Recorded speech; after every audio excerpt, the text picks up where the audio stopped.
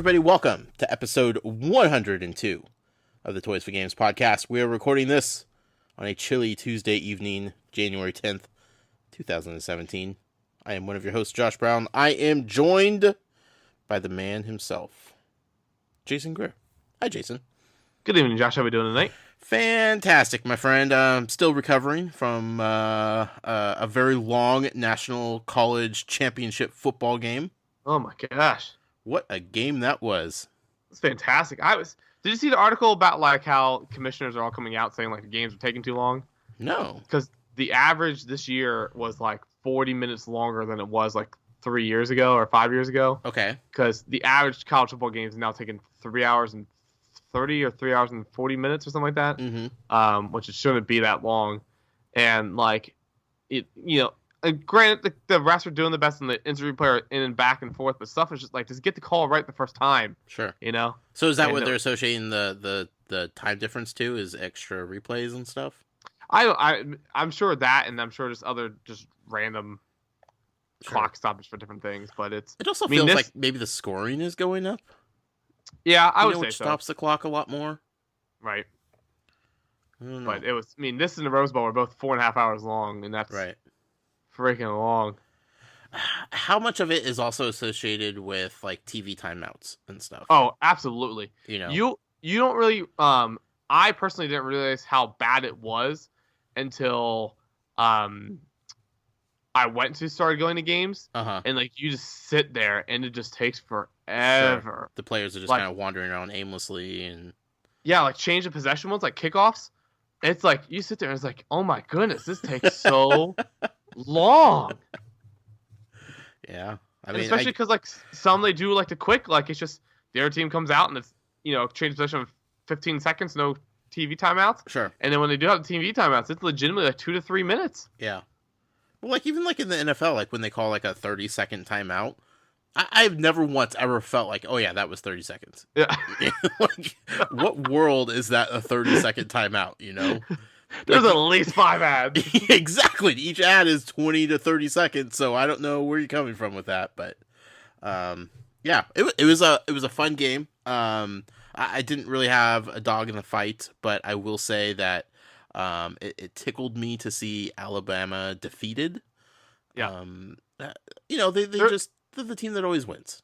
There was 3 teams. There was 3 fans last night. There was fans of Alabama, fans of Clemson, and fans of anybody who plays Alabama. Yes, absolutely. So, and it's not. I don't have anything bad to say about Alabama. They do it properly. They have just a well-oiled machine.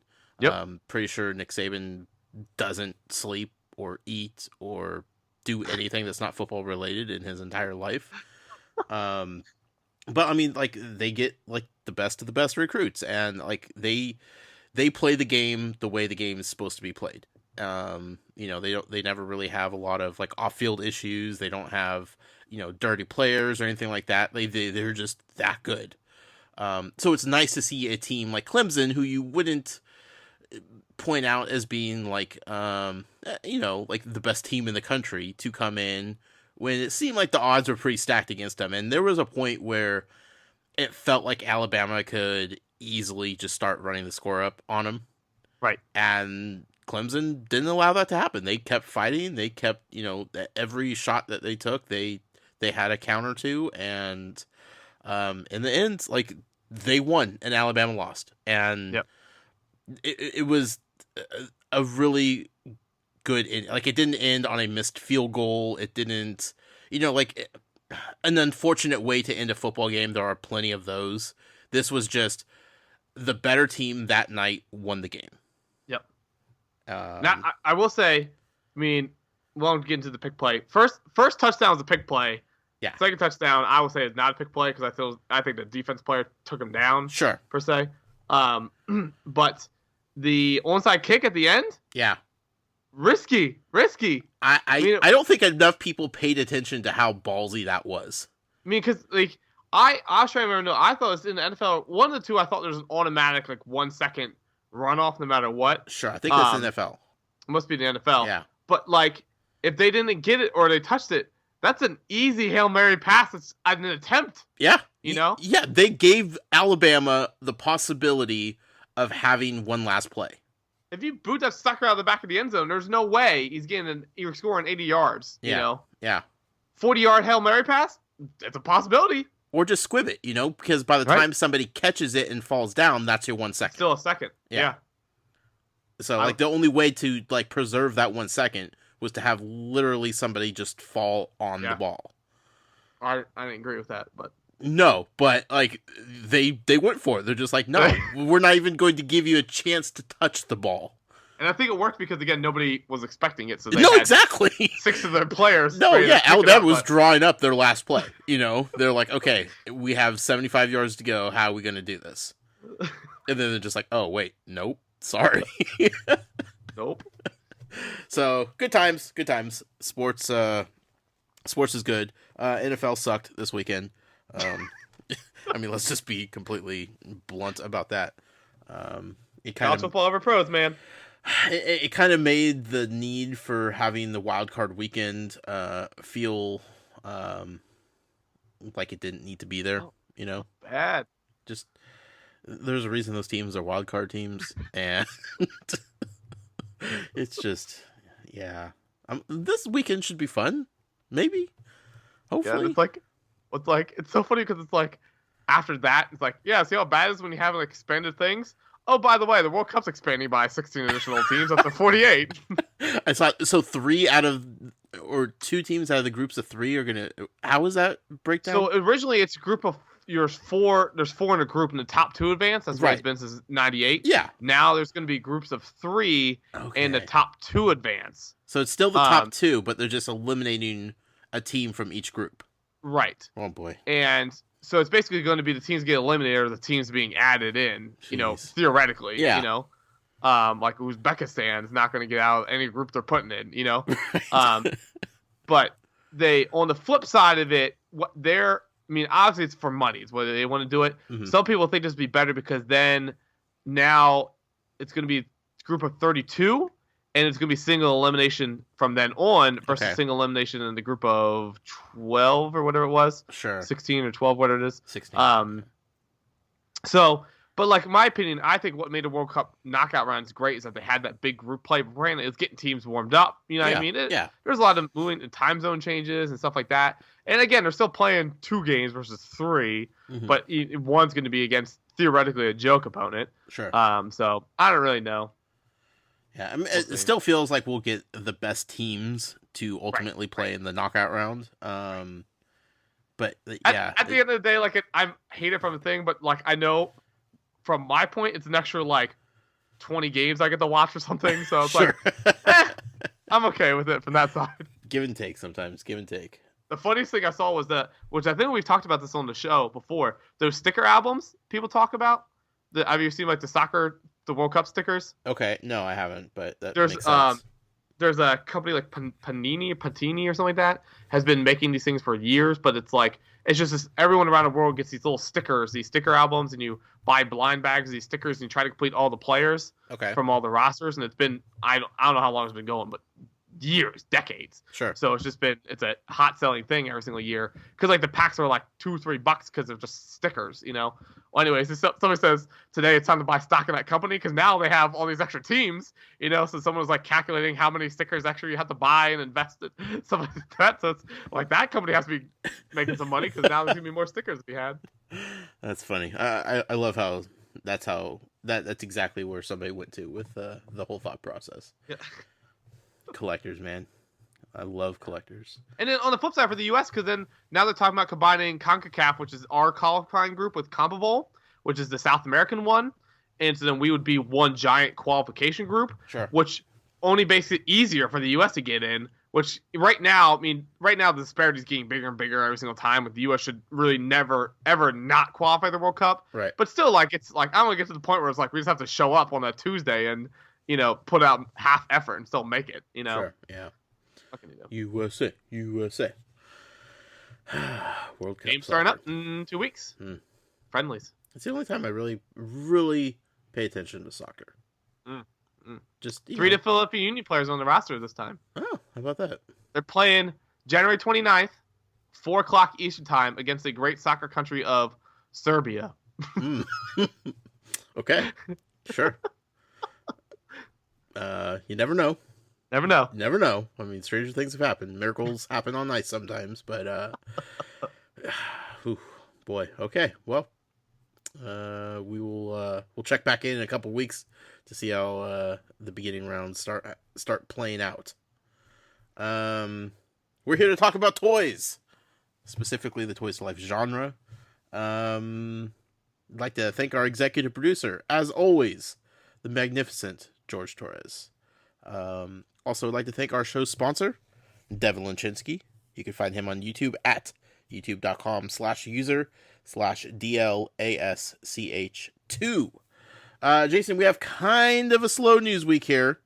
So I expect a quicker than normal show, just to forewarn people. We don't have a ton to talk about, but this is going to be kind of our pre-hype Toys for Game Award show episode. Sure. I think once we get through the news, do you want to do that first, or do you want to do the news first? How do you want to do this? We'll just go through the news first. Okay, yeah, we'll go through the news. Then we're going to give you all the categories, and we're going to break down all the nominees that we have for our award show that's coming up next week, January 19th. We are still expecting to be able to broadcast it live. If that changes, we'll still be doing it that night regardless. But more information on that the closer we get to it. But yeah, we definitely want to spend a little bit of time and just kind of break down each category, the nominees. I feel like a few of the categories need a little bit of explanation, a little bit of reasoning for the voters out there as to why things or people were selected, or why things were left off, or just why they're in a specific category that they're at. So we'll break that down after the news. But speaking of the news, let's go ahead and get started with Disney Infinity once again. This segment is sponsored by our good friend James Holian over in the UK. You can find James on Twitter at Infinity Museum. It's so nice to be talking about Disney Infinity again. Didn't really expect to, but here we are nonetheless. Jason, what is going on? Gonna keep coming, man. I mean, it's where I keep saying, obviously, we're getting to the end of it. Yeah. But we're getting close to the end of figures I knew they had physically produced in-house, whether for just testing or things like that. Right. Obviously, concept art, like I've told before, we could probably get that for years to come. But yeah, so two things this week. One, an update on I think we talked about last week, the Baze Malbus Rogue One figure. This is something I almost made a joke about, and I really regret I didn't. Because I was gonna be like, okay, well, let me back it up here. Okay. I'm gonna let you in a little secret, Josh. All right. Okay.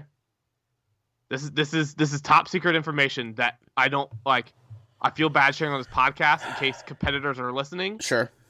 So this we might get in trouble for this. You know what? We're risk takers here at Toys for Games. Yeah. So I just want to let you know. Okay. Disney Infinity was working on Rogue One figures. What? Okay, and listen. Whoa. There's a Baze Malbus figure that if you Google imaged him, the figure looks exactly like that, but in a Disney Infinity art style. What? Isn't that crazy? That's crazy. Now don't tell anybody, okay, because the lawyers are going to be pissed. Yeah, they will. Because if that gets out, it might, do a competitive edge to like the competitors for the not Disney Infinity games they're making. We should probably tell Colin and Greg over at Kind of Funny, because on their latest PS I Love You podcast, they actually reported on this story. Did they? In the most shocking segment I have ever heard on one of their podcasts before, ever. They talked about Disney Infinity and how they were working on Rogue One and how there are pictures out there of this figure. Which one was that on? The one that just released today. Episode 69, yeah. I'll have to watch it. It's in the news. But yeah, so anyways, if you didn't catch the drift on that, the ArtStation page for B. Allen as I legitimately thought it would. Mm-hmm. This week, the figure is not there anymore. I definitely think you made mention of like this may get pulled, but it shouldn't. There's no reason for it to, but it could. It's just so like Disney. If you're listening to this, just stop. Like I do not understand. Like I understand fully, like protecting your IP, protecting trade secrets, stuff like that. Like what? What's so secretive? I do not understand. No, I think you're just doing it just for the pure fact that sure, it's yours. But... Again, if they had like released this like a month before Rogue One came out, sure, right, go for it, absolutely. Even though it wasn't even spoiling anything about the movie, I could still see wanting to hold back assets like that until the movie's out. But at this point, like you said, it's the character that's in the movie that everybody has seen by now, just reimagined as a Disney Infinity figure. And you mentioned this before, but Thomas Estrada, the guy who tweeted the molded figure, because he tweeted out saying like, "Well, now it's out. Here's a picture of the thing." Right. Yeah, his tweet's gone. So Disney took it. Like, just stop. Just stop. Like, legitimately, it is so stupid. Ay. Ridiculous. I don't understand. I literally do not understand. You've been trying to figure it out for years, and this is Disney Infinity wrapped up in a whole. Like, if I could just literally just understand, just legitimately present me like one legitimate rationale argument besides the fact that it's just yours and wasn't releasing would protect your thing, then I understand. But again, we saw the character in the movie. There's a bajillion action figures that, guess what, look all the same. So, it's so stupid. Yeah. What a shame. What's not a shame, is the other bit of news. Yeah, so last week, I believe it was, so people spotted on one of those Chinese eBay kind of sites that a premium. I don't think it was the same site that. No, it wasn't. That the like Mulan figure originally leaked from. Remember way back before 3.0. So it's a different Chinese eBay site that had the premium Hulk figure up available for purchase. And there was like 10 or 12 of them. And it was only like $20 USD converted. Shipping, no idea what that was. But because the problem is, I had no idea how to figure out how to order from that place. I was like, okay, I'll just Google Translate this. We'll figure it out, go through. But like all of it was like buttons. So stuff that like Google can't translate because it's a picture that you click. Right. So I tried my darn hardest. And it was like bringing up all kind of pop-up windows. You're like, you know what? Before I put my credit card info in and order who knows what, I'm like, I guess I'll try not to. So I didn't put it through, and I wasn't even sure if they did international shipping, to be honest. Like I was trying to look for that too. Right. But yeah, couldn't find anything. So, but anyways, Sheriff Woody at Disney Infinity Fans was able to order one. So it looks like he got one in hand. So he posted a video yesterday, I believe it was. But a video comparison between the Hulk and the premium version. But looks great. Obviously, don't know if that's the finalized version of that. Still production models. They just took off the line also. But it's interesting to see. But it's a very cool collectible if you're able to get your hands on one. So maybe I might be able to get my hands on one somehow, some way. But pretty cool design. So are they all sold out now on that site? Yeah. Okay. So the rest are out there somewhere. Or somewhere. Did James Holian get one? That's what I know of. He didn't say anything to me, at least. You think he would have told us if he did? He better have. You'd think so. Well, they'll show up eventually somewhere. Yeah. That's cool, though. Yeah, it's cool. I like seeing them out in the wild. Yeah, so if you want to see it, again, DisneyInfinityFans.com, at DIS Infinity Fans on Twitter. You can check out my photos I post on my Twitter account at Jason Inquires. I'll probably post on Instagram tomorrow too. Yeah. Cool stuff, man. Let's talk about Skylanders real quick. Skylanders is sponsored by our good friend Matt Sonnenberg. You can find him on Twitter at SCLMatt or at As a Matter of Matt. You could also find him as website sclmatt.com, where it has links to all of his projects that he has going on. So be sure to go over there and check it out. He's a busy man. Reporting on Skylanders is not an easy gig, but he does a pretty okay job.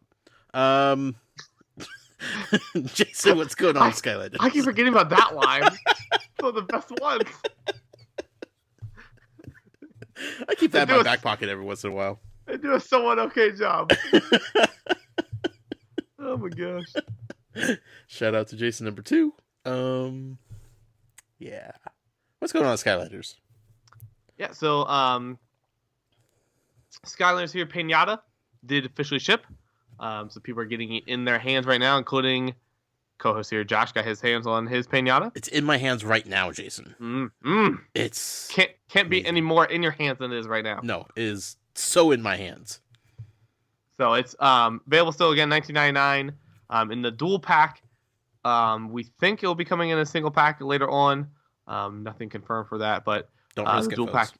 The dual pack is available for back order at Amazon. Again, like I said before, we expect it to show up at other places, but we'll see.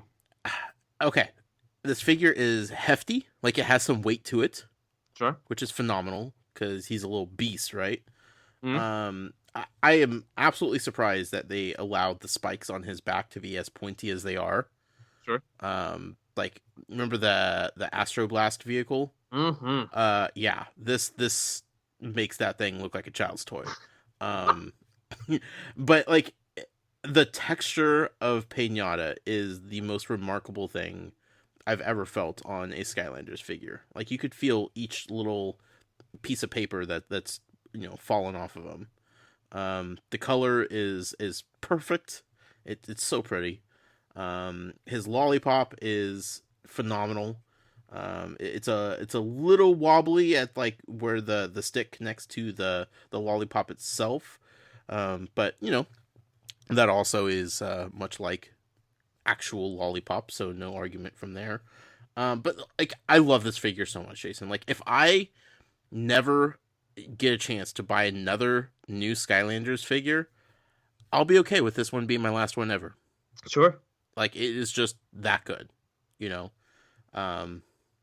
Yeah, I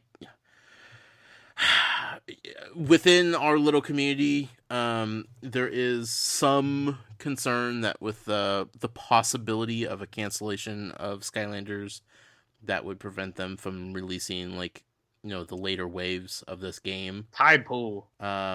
There's a very real possibility that we don't get all of the characters for Imaginators.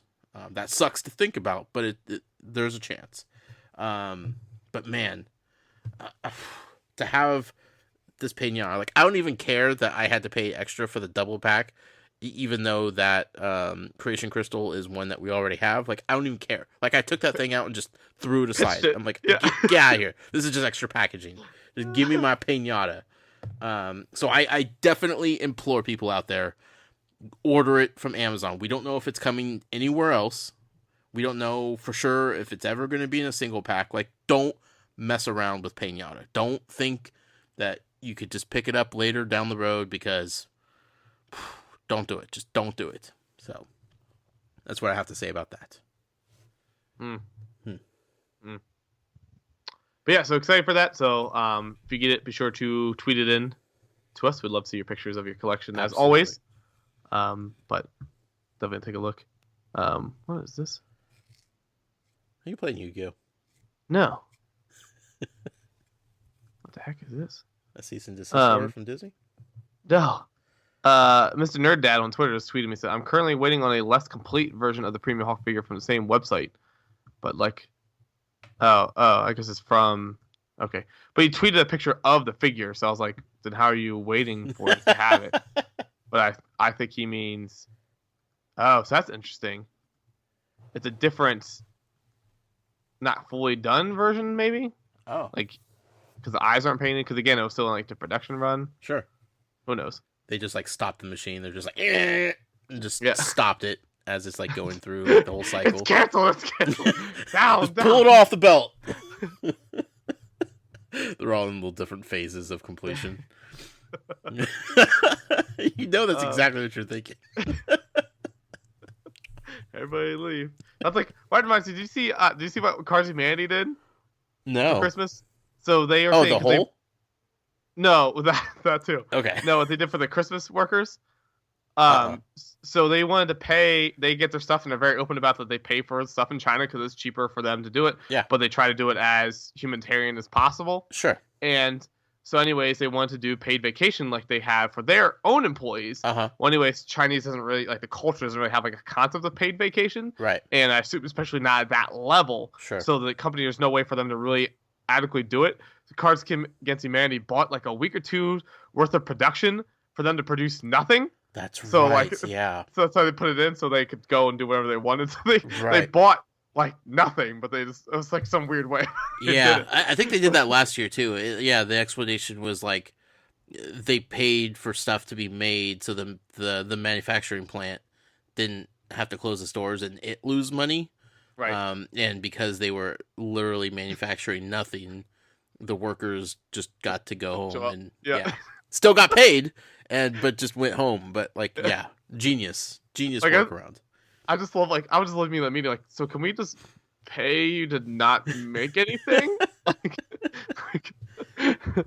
But yeah, I mean that's a big part of their economy. Like that yeah, it's hard for Americans, I think, to really grasp how other countries operate as far as like jobs and whatnot. But like over there, like manufacturing is a big part of their economy, and you can't just give everybody a day off or a vacation. Because those plants, rely so heavily on whatever they're making, and the economy surrounding the manufacturing plants would crumble if they missed a day or two of operations, or goodness, even a week. Be done for. Yeah. Yeah. Mm-hmm. But yeah, so getting Pain-Yatta is awesome. Pick it out on Amazon. Links available in Skylanders, the Inquirer. If you need it. Then in addition to another Skylanders figure to look out for this coming Saturday, January 14th, GameStop's having yet another Skylanders Day. And to celebrate, they are having some special sales, including, or to celebrate the Skylanders Day, they're releasing Mystical Taekwon Crow, their second mystical figure. This would be the second and only other variant that we're aware of, but looks like this should be at the two that they had. So and this is a GameStop exclusive also, correct? Yes, yep, okay. GameStop exclusive variant. So getting available $114, but available $14.99. But in addition to that, one day only, just on Saturday, if you go to pick it up on launch day of that figure, they're available buy one get one free, all Skylanders Sensei figures. So if you're going to pick up Taekwon Crow, let's go Taekwon Crow. Pick whatever you darn well feel like. As your second free figure. You can obviously pick up the other GameStop exclusive Bad Juju, mystical Bad Juju figure, which I have not picked up yet. So I feel like I'm winning here. There you go. They have both, hopefully. Yeah, that's right. Not order them online, I guess. So that deal is good for online also. Yes. Perfect. It's not specifically mentioned, but they've always had it online. Sure. But it makes sense. They want to get people into the store. Right. And then also in addition to that, the creation crystals will be buy one get one free, as well as the mystery chests are buy one get one free. So can get those. Obviously can't mix and match, but you'll have to buy 2 crystals or 2 chests, etc., etc. Sure. In addition to that, all starter packs will be on sale for $35 off. So the standard starter pack for $40 and a dark edition for $65. And then if you buy either of those starter packs, you also get the supercharger starter pack for free. So you can still pick up a standard version of that. And then also, they're also saying that the superchargers, drivers, and vehicles will be on sale for $4.99 each. If you're so inclined to pick those up. You said the regular and dark edition, Crash edition as well. It doesn't specifically mention it, but so you would think so, right? I would think so. Okay, but we'll see. Cool. Good time to pick up some Skylanders if you haven't completed your current collection yet. Buy one get one free is always a heck of a deal. You're losing money not buying them, as they say. As they say. Speaking of losing money not buying them, let's talk about Lego Dimensions. Lego Dimensions is sponsored by our friend Christopher Long from Long's Toys. You can find him on Twitter at CLong83. You can find him on YouTube as well, youtube.com/user/Long's Toys. What is going on in the world of Lego Dimensions? So Lego Dimensions, 1 week from the time of this recording, will be the release of Lego Dimensions Wave 7.5. So the Lego Batman movie wave, essentially, plus Knight Rider. So again, those are all available for pre-order. But again, we're on to the final countdown for that. Lego Dimensions did tweet out a video today of Robin changing outfits from his costume to like a weird Batman kind of suit thing. So curious to see how all that works. It's just like a normal animation if there's a bunch of suits you can unlock or different things. But we'll see. I mean, if this movie's all about like the 5,000 suits Batman has, so I'm really hoping like Batman you can swap out the 400 different suits for it. But we'll see. Right. Looks good. I can't wait for Robin. I know. So funny. In game, in the movie, like everything about it. The whole movie is just gonna be fantastic. I can't wait. I agree. I can't wait. What else has got going on? Lego mentions the other funny thing, random thing this week. So we know Five Below sells some fun packs for $5, right? Sure. Yeah, I'll take that. So there's a 99-cent store called 99-cent only. All right. That also has a Lego Dimensions pack on sale. Why don't you take a guess which pack that is? Let's see here. Benny Fun Pack. No. Wicked Witch Fun Pack. No. The Dwarf from Lord of the Rings Fun Pack. Nope. It is in fact the Portal 2 level pack. Whoa! So I don't understand. How do they get away with selling that for 99 cents?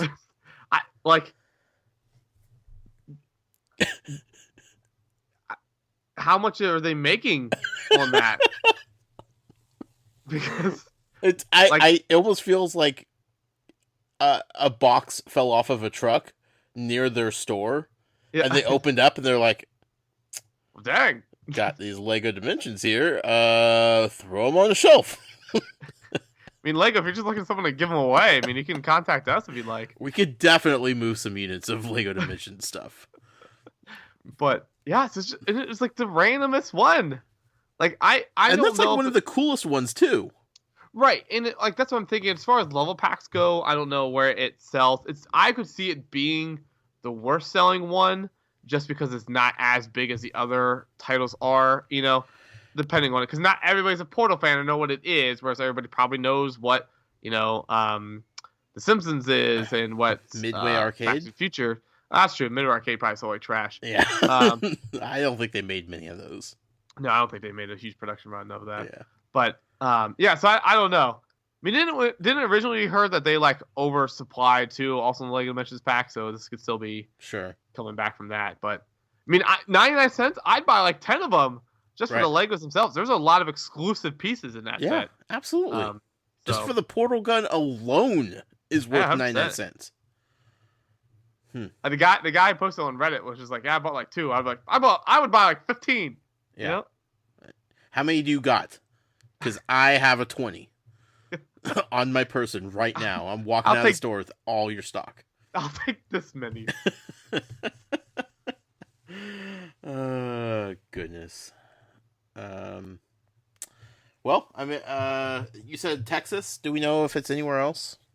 I specifically just, let me just check, like, Louisiana.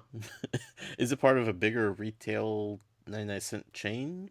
Yeah, no, it's just called 99-cent only stores. 99only.com. I would go to the website also, but I'm afraid I might crash it if we're both on at the same time. We've had bad luck with that. Yeah, we have. I know they're opening in a store in Florida, I think, soon. Oh, okay. The reason I know is because I was Googling, like, what the heck is this company? Yeah. And they're having a store opening sale where the first 9 customers in the store... Just stop there. Just stop. The first 9? The first 9 store customers. Okay. Who go in to the store in Palm Springs. Okay. Or is that in California? No, Palm Springs. That'd be Palm Florida. Springs is California. Is it? Mm-hmm. Yeah, it's on the PE, the Press Enterprise website. and they have mountains. They have California mountains in the background. But anyways, after the store, which will open January 17th at 102 South Sunrise Way, will offer a slate of 99-cent deals to its first round of customers. For the first 9 customers that come in the store, you get a flat screen 32-inch TV for 99 cents.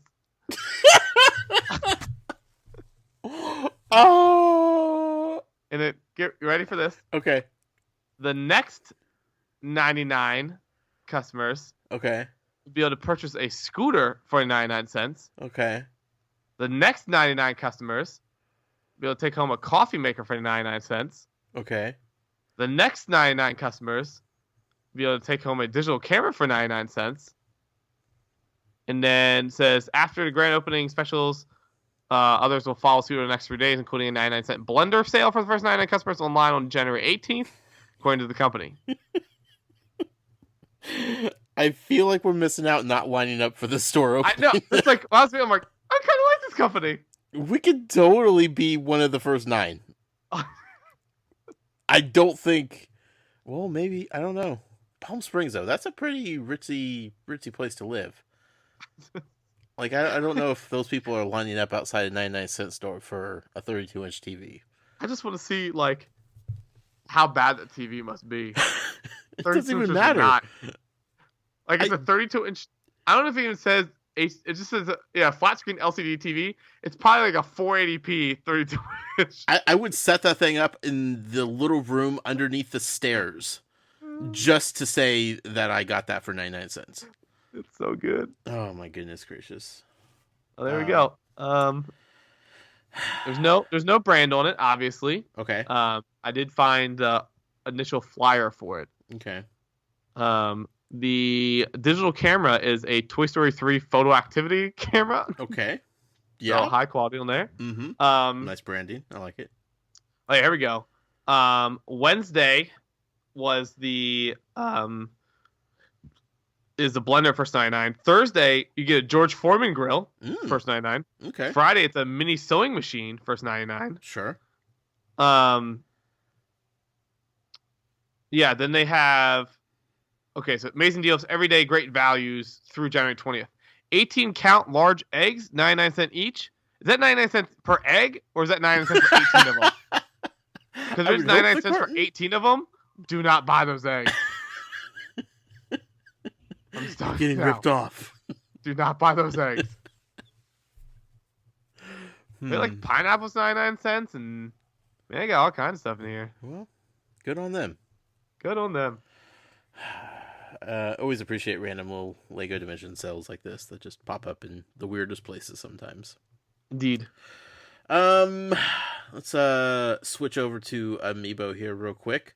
Amiibo, part of the podcast, is sponsored by our friend Michael O'Driscoll. You can find him on Twitter at Amiibo_museum. Do we have anything going on with Amiibo yet? Not yet, but obviously we're getting pretty darn close, we would think. With starting Thursday night, 11 p.m. Eastern Time, 9 p.m. Pacific Time, or excuse me, 8 p.m. Pacific Time. Yes. The Nintendo Switch event will be happening in Japan. Mm-hmm. So you can look forward to that. Some stuff is slowly trickling out. Things like the Hori accessories came out. Nothing too earth-shattering yet. Right. But coming quick. Yeah. I'm curious to see what pre-order numbers looking like. I guess GameStop, the current report is minimum of 20 per store. Maximum of 40, I think. Sure. So rumored pre-order going to be going up on Friday as well. Don't mess around, people. Don't mess around.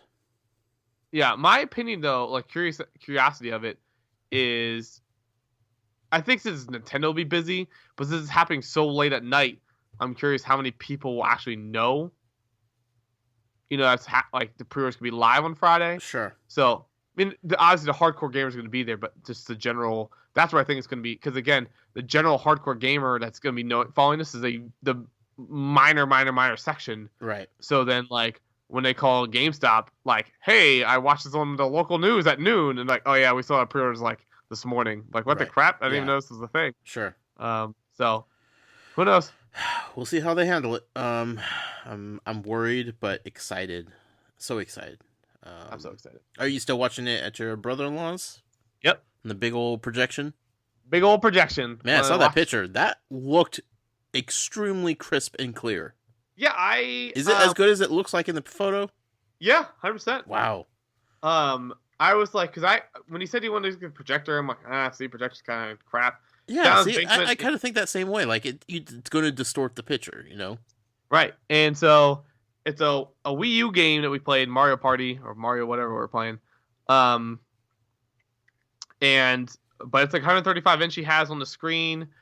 He got at the BenQ projector, but it looked pretty crisp from what I saw, so I kind of want to hook up. I mean, we're going to bring the NES Mini over to play beforehand. Sure. Not that that's any kind of, thing to show how good it is. But I want to take like my Xbox over. Of the NES Mini. Yeah. Bring like PlayStation 4 over and play something on it. Sure. Who knows? But now, riddle me this. Do you have to have the lights off when you use a projector, or are they so good that it doesn't matter anymore? That I don't know. I mean, how colorful that one is. I'm sure you could have lights on. I wouldn't have lights in between the projector and the screen. Right. But you could probably have lights on behind it and wouldn't affect it as much. I mean, I'm sure the more lights you have on, the dimmer the picture is. But right. I don't. Really? I would go the projector route, but I wouldn't always want to watch TV or play games in the dark. Sure. You know. Sure. So that's. But yeah, I was super impressed with it. So we'll see what happens. How far back was it mounted? That was back. Roughly. I would say 10 feet. Okay. Basement. Okay. He has he has 4 movie theater seats. Like I have 4 movie theater seats that we bought from the local movie theater. Yeah. So he had 4 in a row. So that's what we were sitting in to play. So nice. It's pretty sweet. Cool. Yeah. So everything will be happening Thursday nights. Colin and I are going to record immediately after the event and give our thoughts and breakdown of it. So.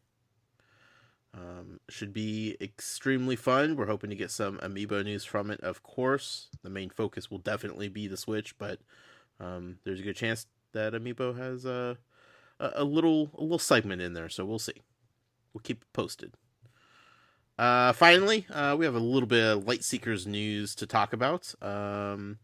This segment, you know what? This is going to be sponsored by our good friend Evan Parker, aka the Lone Goldfish. You can find him over at Twitch, twitch.tv/the Lone Goldfish. Jason, what do we got going on with Lightseekers? So Lightseekers, again, we're getting very ramped up here soon to the physical beta tests. Be coming out here in the next couple of weeks. They got all their units in. They have to manually flash them to update them to the latest firmware and updates and all that kind of stuff, but they've been teasing it, posting pictures on their social media accounts of the figures, and they look great, the beta test one. So some of the lights being on, everything. So it's slowly happening. Yep. So getting super, super excited. Have you got like a shipping date yet or anything like that? No. Okay. Still, I know they're ramping on stuff, and I think they were behind a little bit because of customs. And again, it was probably a busy time of the year in the ports, I'm sure, with the Christmas rush. So sure, stuff like that. But getting a lot of interest from some people. A lot of people sending me DMs asking like what is this thing? And people who were kind of writing it off initially are kind of like, oh, this is actually looking like it's gonna be an actual thing. Yeah. So it's slowly turning around. Social media press is still super strong. Again, it might be minor detail, but like they're up to like 12,000 Twitter followers. It's like a third of what LEGO Dimensions or Skylanders has, who are legitimate AAA titles. So slowly getting there. I mean, when we first started talking about them, weren't they at like 60? Yeah. I mean, not to say that we had anything to do with it, but I mean, we maybe helped a little bit. But to be fair, the social media game is on point, and their constant communication with the community has gotten them where they are now. So kudos to the team over there for doing such a good job.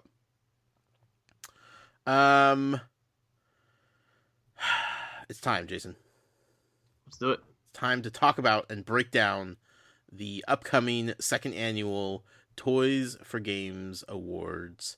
It's It's going to be held next Thursday night, January 19th. We have tons of categories. We added a bunch more than we had last year. We had some fun with it. I decided to add some more that were more community centric and focused on our show and why everybody is here to begin with. So without further ado, let's give the categories. We'll give the nominees. We'll have a little bit of chatter if necessary. We don't want to show our hands too much as to which way you and I might be leaning vote-wise. But there are definitely some categories and some nominees that need a little bit more explanation for the people out there that are still waiting to vote or undecided as to what to vote for. So, starting off with the Toys to Life Game of the Year. Jason, what are our nominees? Yes, we're down to Lego Dimensions, Skylanders Imaginators, Disney Infinity 3.0, Kirby Planet Robobot, and Beast of Balance. And I believe the Kirby Planet Robobot was the Twitter poll winner. Is that correct? Well, not winner. Oh, yes. Yeah. Sorry, I was like, no, the polls aren't done yet. No. I reached out to Jason from Nintendo Wire, and I was like, hey, as Amiibo guy, like, what is the defining Amiibo game this year? Because Amiibo doesn't have, like, their own game, as everybody knows. They infringe on other games. So I was like, what game utilized Amiibo the best?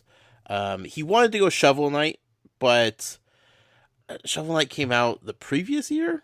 So I was like, man, like, even though they added the update with the Amiibo that came out in January, it didn't feel right to do that. New Leaf, Animal Crossing New Leaf, I put in there just because it was such a major overhaul of the existing Amiibo that have already been out, that it felt okay. And then Kirby Planet Robobot and what was the other one I had?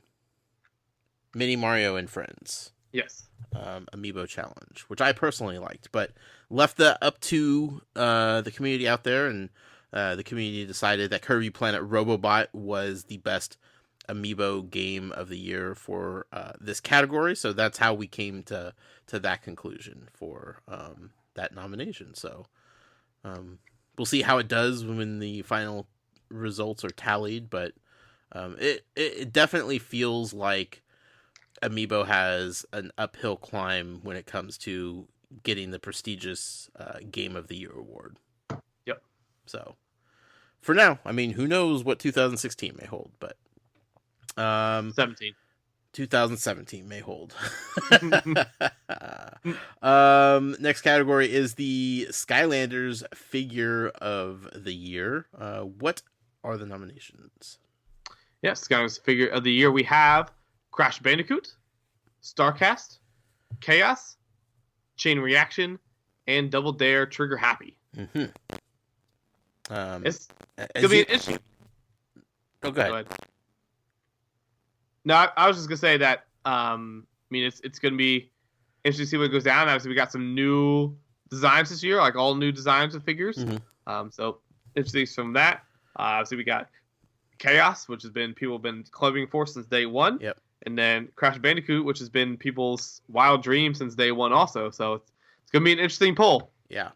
And, you pointed this out, but we made an effort to include a figure from the previous year's game that was actually still released in 2016, just to get a little bit more representation. Because last year when we did the awards, there were tons of figures that had yet to come out for the games that we didn't put up for nominations because they hadn't been released, in 2015. So 2016, we're able to go back and Double Dare Trigger Happy. He is a Supercharger figure, but since he was technically released in 2016, he made the cut. So we tried to have a little representation as for the previous games in these few categories. So hopefully people appreciate that. Indeed. Next category is the Disney Infinity Figure of the Year. What are the nominees? Yeah, so for Disney Infinity, we have Alice, Ant-Man, Black Panther, Baloo, and Dory. Yeah. It felt really weird not having a Star Wars figure on there. Yeah. But just none came out in 2016. Just did the light effects Kylo Ren? Kylo Ren was the only one. But yeah, even that's like. Yeah. But then it's like that's a variant. It's a variant. Yeah. Right. So then I wanted to put him on the variant, but I'm like, that's not even the best variant that came out in 2016. So yeah.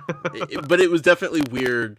Like I had to triple check to make sure there were no Star Wars figures coming out because it felt like there should have been one on this list, but there would have been. Definitely would have been. Next up, we have the Lego Dimensions figure of the year. Yeah, so for Lego Dimensions, we have Supergirl, Harry Potter, Finn the Human, Sonic the Hedgehog, and Slimer. Mm-hmm. It was tough. Yeah. There's a lot of good minifigures. I was sitting there, I was like, well, I don't know. Maybe I was thinking about this one, but well, no. I mean, this year there was the first wave this year was pretty hot. So good. So even wave 2 was pretty decent. So hard to pick from that, but I think it's a solid list. I mean, the list started off at like 9 or 10. I was like, any one of these 9 or 10 could theoretically be good candidates for this. Sure. Like having to cut Gizmo, Lumpy Space Princess, Jake, like all the it was tough. It was tough. Sure. But I feel like we came out with the best of the best. Amiibo figure of the year. Yeah, Amiibo. We are down to Boo, Waddle Dee, Ryu, Wolf Link, and Shovel Knight. Mm-hmm. I kind of wanted to just put all the Zelda ones on there. Yeah. But I was like, I can't do that. I know they're yeah, I myself had a difficult choice with this one. Yeah. Because there's different things I liked about each one. Mm-hmm. Wolf Link one's pretty good. Boo being the first thing to go in the dark. Right. Shovel Knight being the first third party thing. I mean, there's a bunch of different size ways you could look at it. So, not even just per se which one you like the most, but which one meant the most to Amiibo this year as well. Sure. What all encompass it being figure of the year. Yeah, Ryu being in Smash Brothers, like hello, right? Hello, hello. So, yeah. Next up, the variant figure of the year. Your favorite category? And it's a close vote already. We got Gold Mega Man, Green Arrow for Lego Dimensions, Deece Ember, which is the employee exclusive variant of Skylanders Imagineers, Solar Flare Aurora, and Captain America: The First Avenger. Right. Which was funny because I mean I'll be blunt on this because it's not really a giveaway for it, but after all the controversy, I think Captain America: The First Avenger was my favorite Disney Infinity figure that came out in 2016. Sure. So I almost said something to you. I'm like, why's that one? I'm like, oh, I guess it actually counts as a variant. Yeah. Well, that was the thing. Like, I had him in the Disney Infinity category. So then I was like, okay, what's the other variant that I could put? That was going to be the Kylo Ren. And I'm like, man, we had the Light FX Darth Vader last year. Like, Kylo Ren just feels like the same, Sure. And I was like, man, Captain America is really good. Yeah. And it's technically a new character, but it's kind of like a variant also. So I was like, it is really good. It should go there. Disney could have pushed all they want, saying it was a new character, but it was a variant. Yeah. So, and then the Green Arrow, of course, it isn't a variant per se of a character. But as you've pointed out, for the people that were upset about not getting Green Arrow, it plays and has pretty much like most of like the same bricks as Legolas. So, with the exception of it just looking like a different character, I mean, right? You have one, you have either one, you have both. So that explains that. The next one, biggest Toys to Life story of the year. At first, it was best Toys to Life story of the year, but I was like, nah, that's not always. I don't want to pigeonhole the stories to be positive because, one of these is definitely nothing good about it. Would that qualify as the best story? No, but I think biggest story is kind of more all encompassing to the news cycle. Yeah, because some stuff obviously isn't good, some stuff can be bad, but the news story per se of the year. Right. So we're down to a couple options here. We have cancellation of Disney Infinity, crash announced for Skylanders at Sony's E3 stage conference, Nintendo double downs on Legend of Zelda Amiibo, the Lego Dimension reveals the year 2 plans, and the evolution of the genre. Mm-hmm. And people were a little bit confused about that, and that was trying to encompass games like Beast of Balance and Lightseekers and Infinite Arms ? But like we're starting to see, Disney Infinity, like the bigger franchise maybe start to slow down, but these newer upstart companies take the foundation of what Toys to Life genre is and start to evolve it to fit the current market. So we didn't quite see that in 2015, but this year we definitely saw that evolutions begin. So next up is the best looking figures of the year. Yes, the best looking figures is down to Disney Infinity, Skylanders Imaginators, Lego Dimensions, Amiibo, and Beasts of Balance. Mm-hmm. And the same could be said for the best packaging of the year, because the figures, we love the figures, but we're big fans of packaging. If you do packaging right, you're tugging at our heartstrings a little bit. Yeah, presentation from top to bottom. Yeah, so same nominees for those as well. Moving on, we have the best community of the year. So best community of the year, we have a couple options here. We have Disney Infinity, Skylanders, Lego Dimensions, Amiibo, and Lightseekers. Mm-hmm.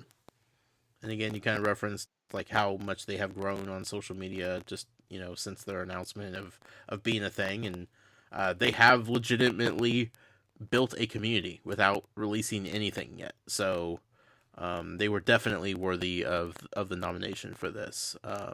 How they will shake out in the voting, we don't know, but they definitely deserve to be nominated. So next up is the Toys to Life Ambassador of the Year.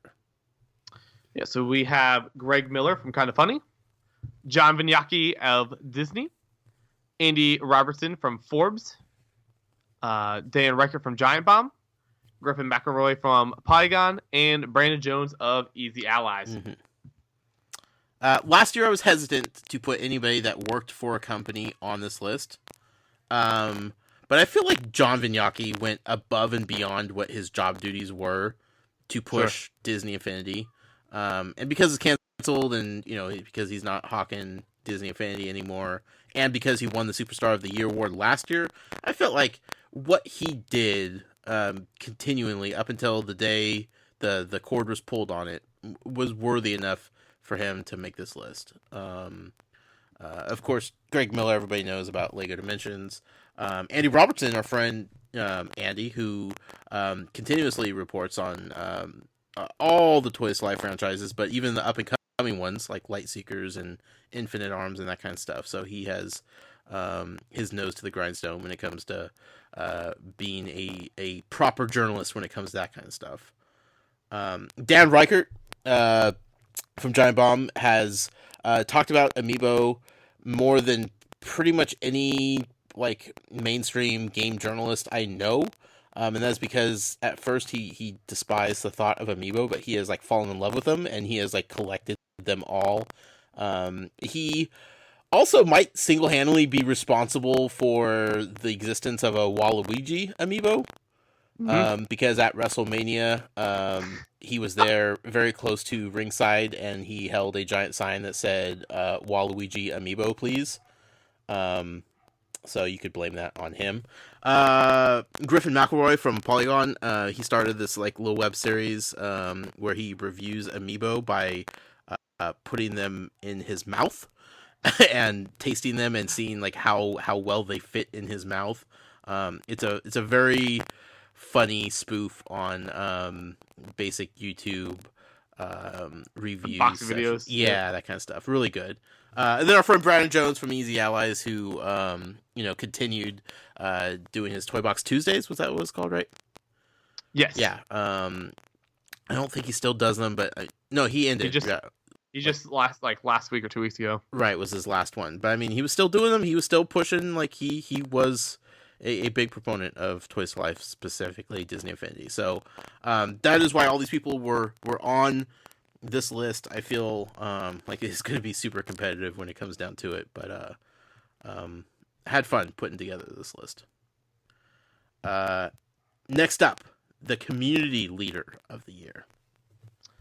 For community leader, we got Matt Sonnenberg from his multitude of websites, but mostly known for Skylanders character list. Mm-hmm. Jason Ganos, you might know him as Jason number 2, cuter in person. You should from know Nintendo. Him. Yes. Yeah. NintendoWire.com.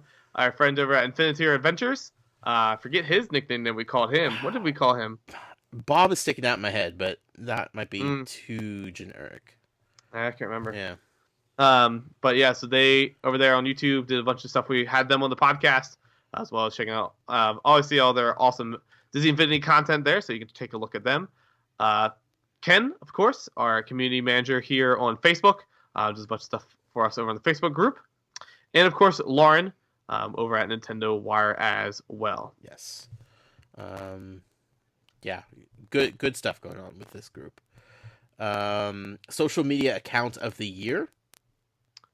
So we have Skylanders, Lego Dimensions, Lightseekers, Beast of Balance, and the Funko Twitter account. Yes, which sometimes I feel a little compelled to mute them because when they 100%. Ask for people for submissions, it blows up. But you know what? They do good work by getting that community involvement. You know, like you can't argue with the success that they have. So it does clog up a Twitter feed if you're not looking for that kind of stuff. But man, they do it good. So all of them, all of the social media brands here are worthy of this category. Our favorite, the Toys to Life retailer of the year. Yeah, I'm excited to see how this category goes down. Yeah. We have Target, Best Buy, Toys R Us, Amazon, and GameStop. Right. And, you know, a lot of people don't like buying their stuff at any of these stores. But let's be real. We are in love with a genre that is based on physical purchases. So you got to buy them from somewhere. You know, what's your best experience? And we've already ran into the no UK or Australian representation on this list. Look, I don't know anything about the stores over there. I don't know how good they are. I don't know how good they compare to these ones. Same for Canada. So these are pretty much focused to be North American, specifically USA. I apologize to our international listeners for not having adequate representation for retailers that you prefer. But maybe next year we could have like an international retailer of the year award or something like that, but we'll figure it out. Again, when we get on our world tour, then we'll be able to have some real-time hands-on experience. Yeah, right. In the category that for the second year in a row is turning out to be the most humblest of categories, the only category where nobody wants to win and thinks everybody else on the list should win before them. I love these people. The customizer of the year. Yeah, so we got AK Shop 08, Gonta Chris, Kick Ash, Custom Conquest or TJ, as you might know him here on the podcast, and the Game Changers. Right, and this is the Toys to Life customizer of the year.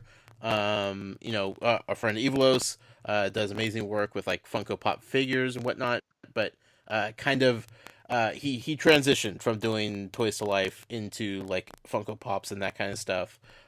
So there was like some question about, you know, where Evelos was and some other customizers. About a week ago, I put on Twitter that I was looking for nominations and ideas for customizers out there that you and I aren't familiar with, because we don't know all the great artists out there. We simply don't. I would love to, but we don't. And the response I got back from that wasn't super great. So without having people help nominate people, like it was tough. Like I had to go to the well of the people that I knew and were familiar with and was familiar with their work. You know, and based on the few suggestions what we got, this is the list we came up with. There are tons more artists out there, some of which may very well be deserving to be on this list. But if I don't know about them, I can't nominate them for an award. Like it did flat out, that's how that works. So it sucks. I apologize to anybody who feels slighted, but that's kind of just the way it is. So, but again, like on Twitter just tonight, like everybody was just going back and forth about, oh, you should win. Oh, you should win. No, you should win. Like nobody wants to win this award because all of them are such awesome people and so humble, and just it's a great little community that the customizers have. Really a lot of fun. Next up is the non-Toys to Life collectible of the year. This is the big category. The big one. The one that all the eyes will be on. Yep. We got Tsum Tsums, Pop Vinyls from Funko, World of Nintendo figures, Lego minifigures, and Shopkins. Of course. Now, I legitimately tried to find other collectibles out there that people had really fallen for this year, and I kept coming back to these 5. Yep. You know, like these are the same 5 nominees we had last year. I tried to switch it up and bring in new ones, but it seems like these are still the biggest collectibles out there. So Shopkins Inquirer has already started their push for votes from the international audiences. Did you translate their Spanish tweet? No, I'm afraid to. Oh, it's so funny. I'm afraid. Let me I missed the Japanese one. Oh yeah, yeah. That's there too. Let me translate the Google Translate one. Translate to Google Translate again. So I don't know how accurate this is, but maybe Shopkins Inc. is fluent in Spanish. Says Shopkins was nominated for this award. Really need to win because it would be a great strawberry. I feel like that's actually pretty possible that it says that. Yeah. And then the Japanese one, hello Shopkins fan club. I was nominated for this major prize. Please vote and retweet. It's a wonderful strawberry, so we really need to win. Oh my goodness. Too much. If Shopkins Inc. gets picked up again, they tweet out to Boost Toys. I'm hoping Boost Toys does something again, because that was the highlight of the thing last year. It was. They got about a week, so anything could happen. Next up, we have the subscription box of the year. So, subscription box of the year, we got Disney Tsum Tsum box, the official Tsum Tsum box, which will be starting up here again next month, I think. Do you know if you're gonna have to resubscribe if you are already subscribed? I believe so. Okay. I believe so. Oof. Yeah, that was tough to get in last time. Yeah, I'll try to keep you updated when it goes live. Sure. Collector's Corpse. Oops, that's it. Oh well, sticking with it. Collector's Corpse. Smuggler's Bounty. Legion of Collectors, and Blue Apron. The dark horse of the category. It fits by the guidelines permitted of the category. It fits. Yep. So and I'll make a rationale argument for it. I'm not gonna say who I'm voting for. Sure. But on you and I, when we have our discussion after the polls go finalized, and obviously on the award show, I'll give a rational argument for it. Yeah, it's gonna be good. That was a fun one I threw in there. Not sure how it would be received, and I think it went over pretty well. So, next up is last year's category / joke of the award show that I kept around because it's too good to just eliminate. The Inquirer site of the year. Yes, we're down to Infinity Inquirer, Skylanders Inquirer, Brick Inquirer, Lightseekers Inquirer, and the personal Jason Inquirer's account. Yes. Who breaks the rules because it's not an inquirer, it's an inquirers. The person doing the inquiring. Right. It's a whole convoluted mess over there. Next up, we got the spin-off podcast of the year. Yeah, we have Joys of Games, Collector's Edition, Tales from Godric's Hollow, Gotta Watch 'Em All, and Triple P podcast has been renamed Talking Back. Right. So that'll be good to see what the people out there like the most. It's kind of fun to see the various co-hosts of mine kind of push. Like, it feels weird for me because I'm involved with almost all of them, Right. to be a part of it. But it's fun to see like Colin and Matt and Big Mike like already starting to kind of trying to edge their way into the lead. So Yeah. I appreciate that. Next up is the tangent topic of the year. My favorite topic this year. I don't even know why we have this. I mean, it's not like we go on tangents at any point during the podcast, but nonetheless, the people thought that we should do it. So, yeah, so we got sports, weather, food, movies, Disney, family, traveling, and shopping. Now, when this category was originally proposed, it was brought to us with more specific tangent topics to list. Like Cleveland Browns football was on there. Disneyland specifically, or churros, like that kind of stuff. I'm like, man, if we start breaking it down to the very specific tangent topics that we go on, it's going to be more, options that you could possibly vote on for a poll.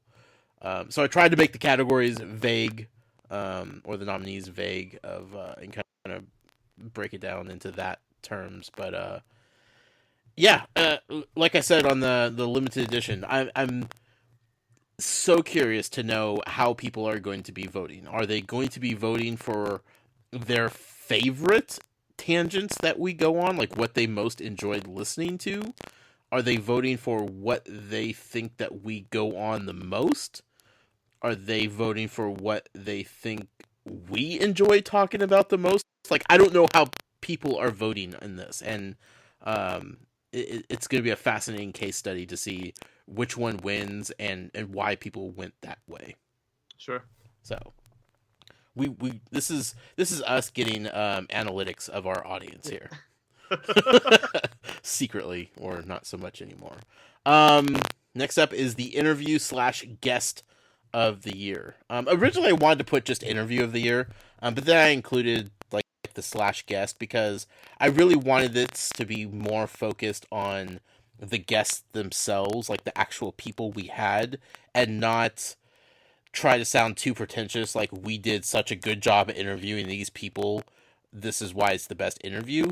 Like, I didn't want it to be about us and how us were talking to them, if that makes sense.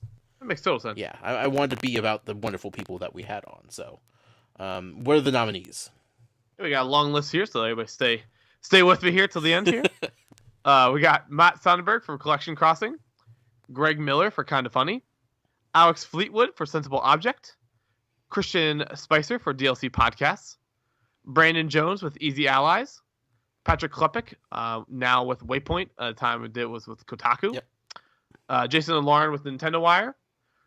Friend of our Robert Welkner over at CoinOp TV.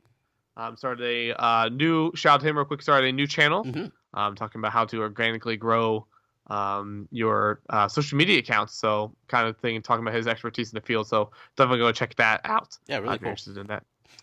We got Lloyd Hansen and Will Kelly with Disney Infinity TV, now Res Podcast Network. Alan, Chris, Jane, and Crow from Lightseekers. And Ken and Kem from Toyg. That's right. And big thanks to Alex and Chris Long for both doing research for me and scouring a year's worth of podcasts to find all of these interviews that we did, because I keep really bad notes when it comes to that kind of stuff. So those guys did some legwork and made some lists for me, and they both were astonished by how often Matt Sonnenberg was on our show. Both of them were very confused as to qualify all of Matt's appearances as interviews or just him hanging out with us. So we decided that he definitely had at least one interview, and that was when he was talking about the Collection Crossing. All of the times it was just Matt hanging out with us. So yeah, solid list there. 2016, we did a lot of good interviews. So we had some solid interviews. Yeah, good stuff. I hope to have a lot more in 2017 for sure. Next up is the running gag of the year. Yeah, so we have a couple categories here. We have Shopkins Inc., the Twitter account, infamous Shopkins Inc. Tori Alex's infamous giveaway stream, one of the top highlights of my entire life. Oh, that was so good. The 7 minutes that we thought Alex legitimately might be dead. The quote of Sea of Options, courtesy of the gentleman over at Skylanders. The Thrillipede clock, infamous, still counting Thrillipede clock. Our unfounded love for Jimmy from Lego Dimensions team. And, of course, the homepage you all should have set on your web browser as a matterofmatt.com. A lot of good stuff there. There's probably a lot more that we forgot, but those are the ones that stuck out the most, I think. Next up is a little self-serving for us, but we had a pretty good year. We had a pretty good, solid 2016. So I wanted to let the people vote on what they thought was the highlight for Toys for Games of 2016. Yeah, so we had a couple of options here. We have PAX East panel about Toys to Life. The PAX West panel about collecting, PAX West panel about customs, the episode 100 celebration we had, and our E3 coverage. Yep. There could have been a lot more, but I feel like those resonated the most with our audience. So, and I will say, and again, this isn't like defending it, but just this pure thing of it. And I think it's a little bit unfair to say it's this one just because we're all together, but I still think the E3 episode was like our best episode from multitude. Like, I feel like we got a lot of predictions right. We got a lot of information good in that one. Yep. Some theories, some crazy tangents, hilariousness like LA burning down the background. Yep. Just over, I think that was the best. Like, if I had to go and listen to like one podcast, I think it would be our E3 episode this year. So first mention of Monster Trucks. Yep. You also used Cash Money as a prop live. You threw money. You literally threw money on camera. Yeah, that was good. We were super tired, but oh gosh, good episode for sure. Next up, I was going back and forth whether or not to even make this category because we actively try to keep things as positive as possible, but to be realistic about things, we also do need to report and talk about the not so positive things about this genre. While 2016 was a pretty darn good year for Toys to Life as a whole, there were a few disappointments. So this is the disappointment of the year. So we got Infinite Arms, Skylanders Battlecast, several Lego Dimensions bugs, Amiibo Lost its Hype, and Disney's Playmation. Mm-hmm. People are asking why Disney Infinity getting canceled is not on this list. I feel like it completely undersells the impact of Disney Infinity being canceled by just calling it a disappointment of the year. Sure. That was like the heartbreak of the year. Like this is stuff that like we wanted to be excited about. Some things we were definitely excited about, but like this stuff just kind of bummed us out. Like we didn't have special episodes dedicated to these things, Yeah. Where Disney Infinity getting canceled, like it wrecked us, it wrecked our community, like it was so enormous that like just quantifying it as a disappointment of the year still seems like it's not even doing it service to how big it was. Yeah, so, I mean, way to look is basically be like stuff that we were hyped up for, stuff that didn't live up to its potential. Right. So Disney Infinity wouldn't really fit into that class because it was more of just a right turn, ship shank, kind of a thing. Sure. Where this was just kind of stuff that we're excited about and just didn't pan out. Right. But trust me, like I had to talk myself out of putting that on the list, but it didn't feel right to put it there with all those other ones. Next up. The last one that you could vote on was actually suggested this morning by our friend Amigo. It was something I hadn't even really considered, but like when he said it, I instantly realized like, yes, that needs to be a category. I need to put it up today. We need to do this. It is the love story of the year. Yeah, so we got 5 options here. We have Jason and GameStop Girl, Josh and Harry Potter, Jason and Pretzel Girl, Josh and Pain-Yatta, and Jason and Amy. Mm-hmm. Good options. I was thinking about doing like getting creative and like trying to involve Matt and Jason number 2 and Lauren and like all these other people. I'm like, no. This is just about us. We had a lot of loves in 2016.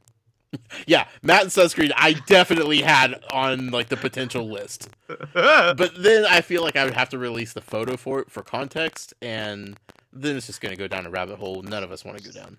It's not ready yet. Right. It's not ready yet. Yeah, I haven't got the most out of having that picture.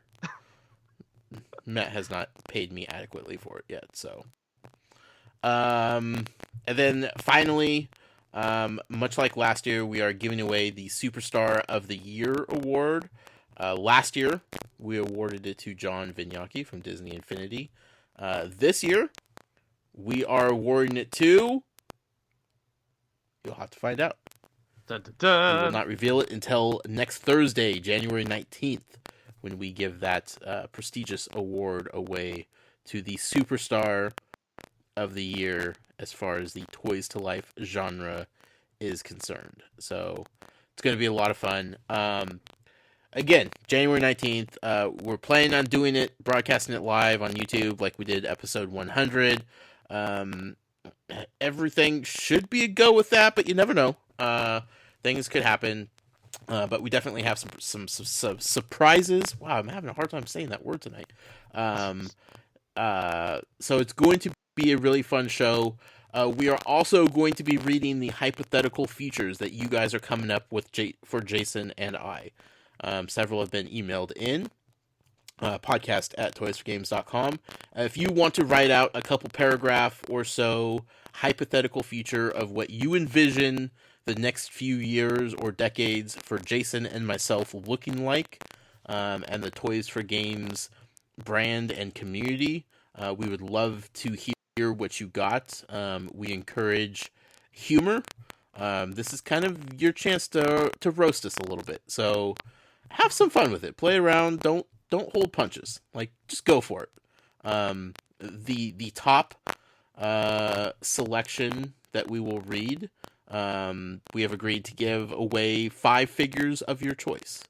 Yep. So you'll get a nice little care package for winning and being funny and adding a little comic relief to this big award show. So it's going to be good. Again, get that in as soon as you can. Don't hesitate. Preferably, if we're recording on Thursday, I would like to have them by Wednesday, next Wednesday. So you got about a week or so.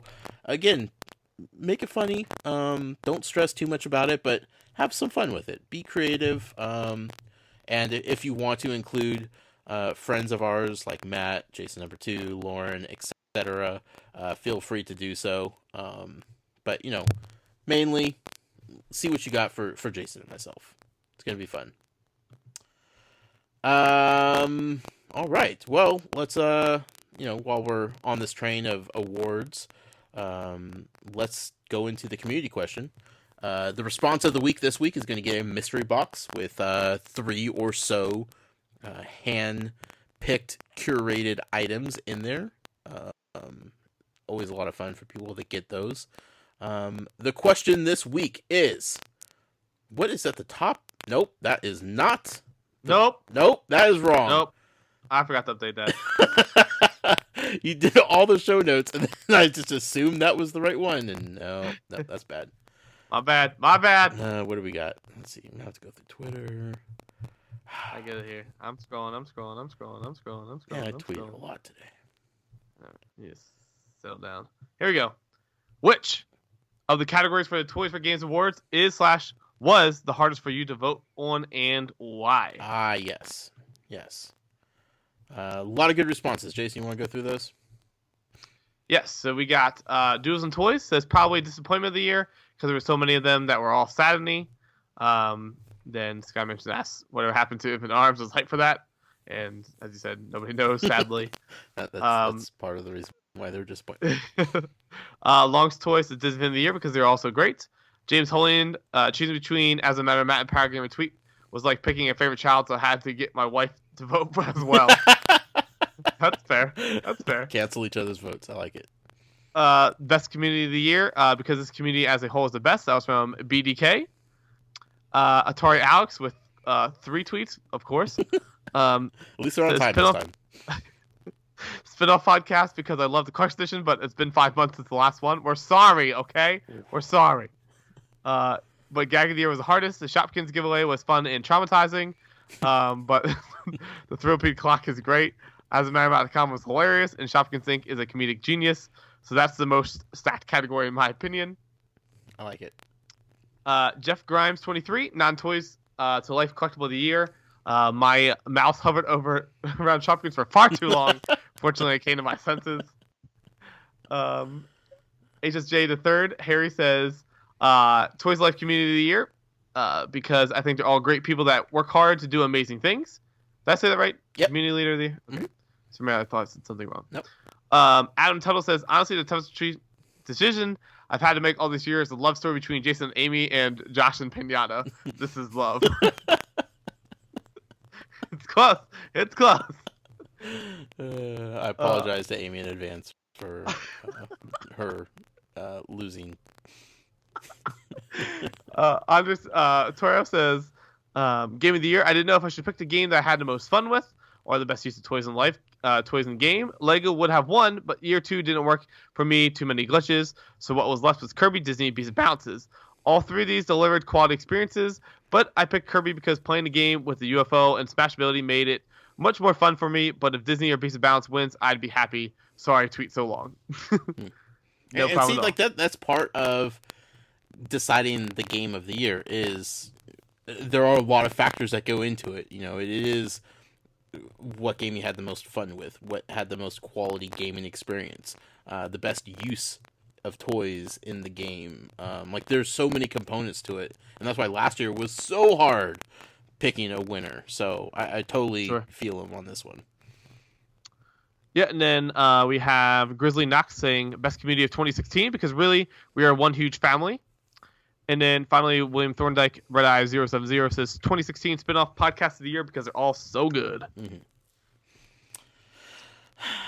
What are you leaning towards? I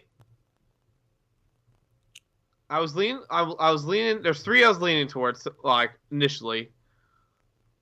James, the half vote thing was, or the cancel each other vote thing was funny. Yeah.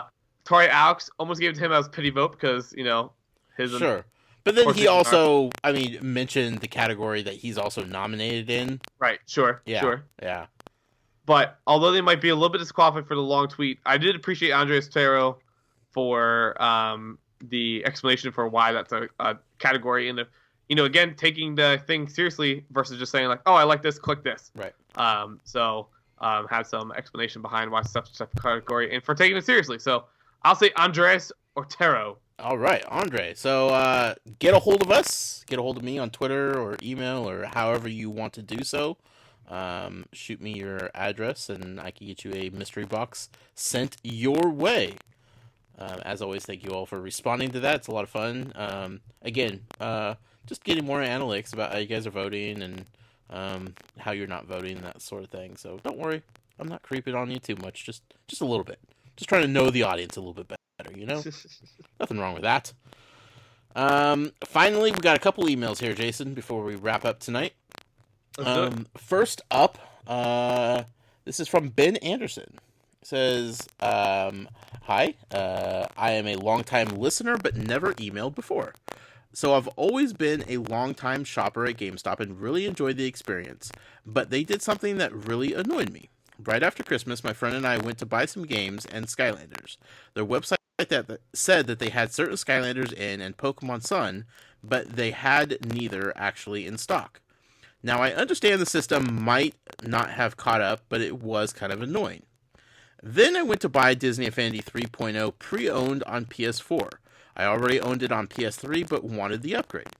I grabbed the case off the shelf and went to purchase it. The employee looked around for about 5 minutes for the disc and then said, sorry man, it looks like I don't have it in. Okay, whatever, not a big deal. Annoying, but okay. I went back 3 days later and they had pre-owned Disney Infinity 3.0 case sitting there again. Really, GameStop? If you don't have the game 3 days ago, I doubt you got another copy traded in. I can start to understand the annoyance people have with GameStop. I don't plan on shopping at that GameStop much anymore. Yeah, lazy retail employees can be an unfortunate thing from all around. So yeah, Yeah. Who knows? I mean, very well they actually did have it. Maybe found it later. Maybe give it the benefit of the doubt. But no, that can definitely be an issue that they're now, doesn't feel like dealing with having to write the case off, something like that. So it's just easy for him to say, "Oh, sorry, we don't have it," versus going through the process of everything else. But then putting it back on the shelf. I think that's well, very well, he could have left it somewhere and then the other person put it back up, right. Dumb stuff like that. But yeah, that doesn't surprise me, but it's a shame. Sure. It is weird that the GameStop doesn't have the stuff though, because if it shows up online for in-store pickup, typically means they have at least 3. I think is what the cutoff is. Oh, really? Yeah. I think if it shows limited stock, it's less than 3, like 2 and under. But if it allows you to just click through and choose pickup, then I think it's a minimum of 3. Weird. Well, yeah. I mean, I've never been a huge fan of GameStop. I shop there when necessary, but other than that, I don't spend much time there. I know there are plenty of fantastic GameStop employees and great GameStop retail stores. So it sucks to put the entire chain of stores and employees under one umbrella, but I've never had super awesome experiences in GameStop. So again, I try to stay out of them mostly, but there are other places to shop. So unless you are looking for the pre-owned stuff, I mean, unfortunately, they kind of have that market cornered. So gotta get a GameStop girl in your life, man. That's true. Yep. You're doing it wrong if you don't have a GameStop girl in your life. Next email is from DMU Girl. She said, "Hey guys, here are this week's questions. Lego Dimensions, Jason. When do you think we will hear about the rest of Year 2 waves?" Yeah, I don't know, because I don't think there's really any events coming up soon. It would be for Wave 7.5, logically, because I think they don't ever want to release something without having people then having something to look forward to past that. Mm-hmm. So I would logically say it could probably be any day up. It'll probably just be maybe? it's like it was. Yeah, but that's in March, isn't it? Yeah. So I was just saying they would need to have Wave 8 detailed. That's true. Before 7.5 comes out. I mean, they could have something, Wave 9 by then, absolutely. Sure. But yeah, I would say probably any day, probably a Monday or a Tuesday. Just wake up and have a press release at 8 or 9 o'clock in the morning Eastern time. Yeah. Do you think the Lego Batman story pack will be longer than the other story packs? I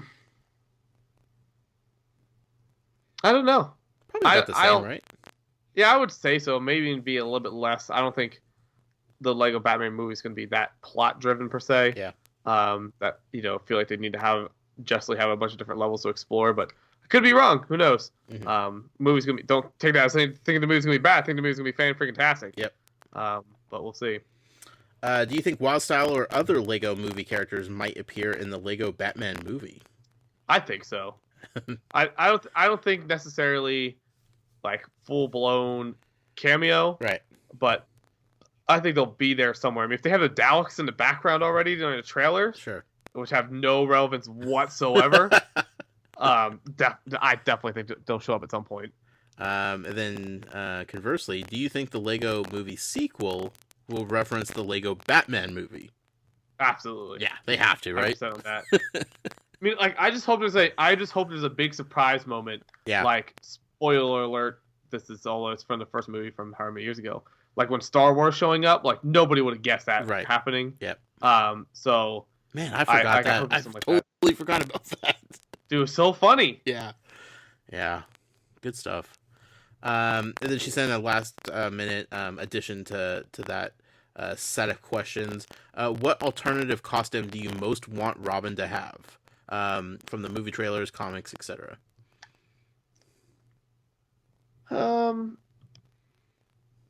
I don't really know if there's really an alternative one for Robin per se. I mean, just anything's better than nothing. But I don't think there's anything a major one for Robin. Nightwing, maybe. Yeah, that's the only thing you can really say. Yeah.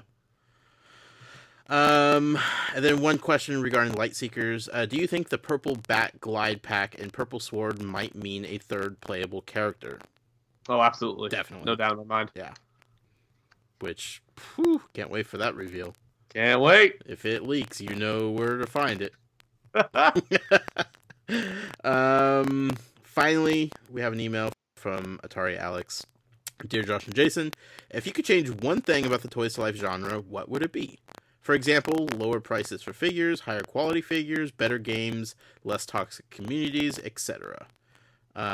P.S. I started writing my hypothetical future. It's either going to be the greatest thing ever or go way over the top. Things should get interesting.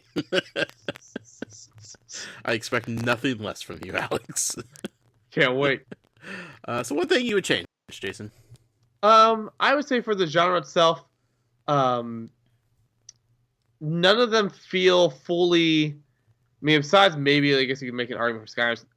I don't feel like there's a huge justification for like upgrading your character. Mm-hmm. Don't feel like that's the whole point is like taking this character and putting it to life. Right. But I don't feel like there's too much like personalization, I guess you could say, with it. Obviously, some of Skylanders has the most, but like you mentioned, there's Jack Squat, Skylanders or Disney Infinity. There was a little bit, but even that wasn't anything to write home about. But I mean, the initial thing was like, hey, yeah, take yours and take it to your friend's house. But it's like, who really cares if it's my figure or your figure? Sure. So that's the one thing I always wish. Obviously, you could always make the argument that like past figures meant more to the new one, but obviously you can fully understand why, as far as cut wise, why they can't afford to do that. Right. And Amiibo, I mean, like TJ brought up last week in his email, like the Smash Bros. Amiibo, like you can customize them, like you can take them and be like, this is mine, I've trained them, etc. So we are seeing it. We just haven't seen it in the full genre itself. Right. For me, like I would probably say maybe just like less figures. I think that definitely contributed to the oversaturation of Toys to Life. Sure. Like when you're collecting 30, 40 Skylanders a year, like it gets a bit much. Parents don't want to spend that much money. Collectors just don't have that much money all the time. So when you have lesser amount, it makes the ones that you have feel more special and feel more important. Like I can't tell you how many Skylanders I've never used in a game. Right. Because one, they come out so far after the game releases, there's no reason to really use them. And two, there's just so many of them to use. I don't feel like I ever give any of them adequate time, play-wise. So sure, the less you have, I feel like the better enjoyment you get out of them. So that's what I would change. So makes sense. That's it, Jason. That's a show, my friend. That's a show. That is maybe record-breaking time-wise. We did pretty good. We had a solid discussion. I like it. We made lemonade out of this couple lemons that we were given today. Again, just a quick reminder, next week, January 19th, the second annual Toys for Games Awards. If you haven't voted yet, go vote. It's over at toysforgames.com. Share with your friends. Tell your friends to vote. Tell your wife to vote. Tell your husband to vote. Tell your kids to vote. Do whatever you can. Let's try to destroy last year's numbers of votes. Make it challenging for Jason and myself to actually pick winners. Like that's what I hope for the most. I feel like there's a few like givens on this list, but there's a lot of categories that could go many different ways, and I want to see how challenging it could possibly get for you and I when it comes down to it to decide the winners. So be sure to participate. Let's have fun with this and make everybody aware that this is going on and it's a thing. So, Jason, where can people find you at? Yeah, you can always follow me personally on Twitter, twitter.com/JasonInquires. Jason Inquires is also the handle for my Instagram, YouTube, and Facebook accounts. And then obviously you can always head over to Break Inquirer and Skylanders Inquirer for all your Toys Life needs. And you can find me on Twitter at The Noise with a Y. You can find the show on Twitter at Toys4Games. You could email us, podcast@toysforgames.com. Use that email to send in your hypothetical futures. Again, you got a week to do it. Alex, I swear, dude, like I know you cut it close every time with emails. Do not push it. Get it done, my friend. Everything regarding the second annual Toys for Games Awards is over on our website, toysforgames.com. Our Facebook group is doing fantastic thanks to potential community leader of the year, Ken. Maybe. The votes go that way. Go over there, give Ken some encouragement. Push him to succeed, even though everybody is deserving of it. Facebook.com/groups/toys4games. And then if you'd like to support us in what we're doing here, you could do it over on Patreon. Patreon.com/toys4games. We will be back next Thursday with the award show. It's going to be fun when we know for sure what time, if it's going to be live. We will let everybody know. We will give links out, etc., etc. If we decide not to do it live and it's just recorded, it's still happening Thursday night. So be on the lookout either way. Get the votes in. Get the hypothetical futures in. This is going to be a fun week, my friends. Until next time, happy hunting, collectors.